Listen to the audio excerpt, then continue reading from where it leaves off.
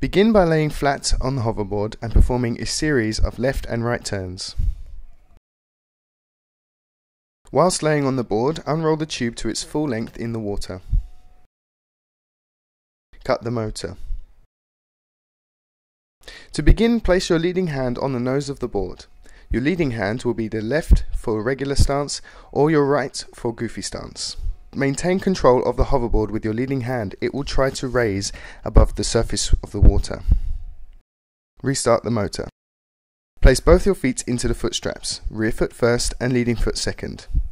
Place all of your body weight onto your leading foot and bend your front leg and lean your knee towards the center of the sticker placed at the nose of the board.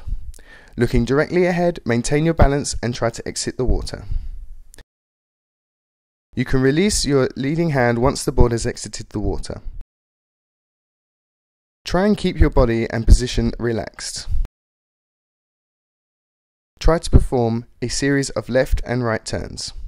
Lean on your toes to turn right, lean on your heels to turn left. Be sure to keep your center of gravity above the board. To climb in height, lift your leading leg until your desired height is achieved or increase the gas. To stabilize the board, apply body weight to the leading leg. To descend the board, push hard with your leading leg or release the gas. To control your flight at the maximum height, around 4 meters, stabilize the board by holding the nose with your leading hand and bending your leading leg. Do not pull the board towards you. Before starting the initiation, be sure to brief your student well. It is very important before flying with any students to be clear that when the rider falls from the hoverboard, the trainer must, as quickly as possible, release the gas and stop the motor in order to immobilize the hoverboard. The hoverboard by ZR was designed to fall away from the user. To repeat, it is very important for the trainer to stop the motor so as to avoid the hoverboard from resurfacing at speed, as shown in this example.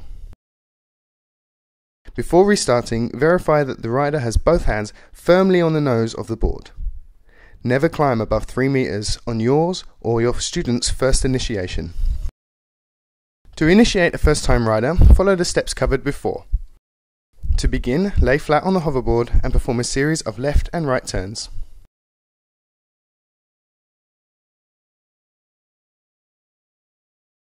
Unroll the tube to its full length.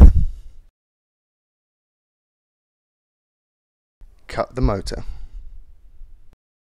Ask your rider to place his or her feet into the stops as explained before, step by step. Rear foot first, front foot second. To raise the rider above the water surface, accelerate the motor of the PWC between 5,000 and 6,000 RPM. This may vary depending on the type of PWC used and the weight of the rider. Sustain a height approximately 10 centimeters above the water surface for the rider.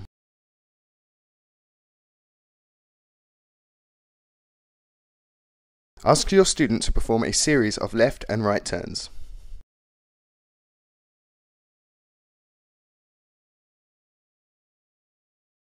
Next, perform a series of ascents and descents by accelerating and decelerating the motor.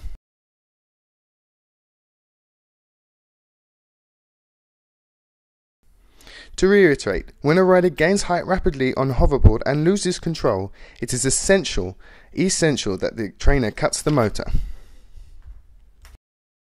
That concludes the tutorial. Thank you very much for listening.